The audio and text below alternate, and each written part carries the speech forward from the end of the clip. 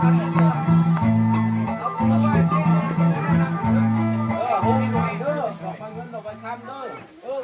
แก่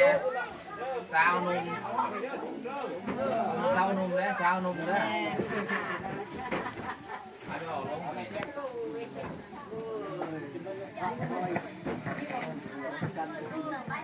เอา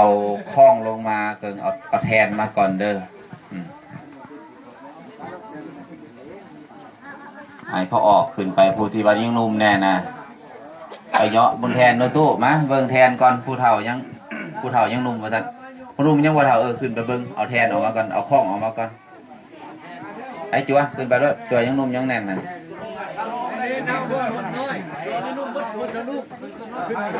อ๋อขึ้นไปจักวันสองเอาปลดข้องก่อนปลดออกยืนออกมาก่อนยืนออกมาเอามาไม่พี่ก่อนเอามาเลยหาพี่สูดออกมาเลยก่อนข้องสูดมาก่อนเอามาเลยออกมาเลย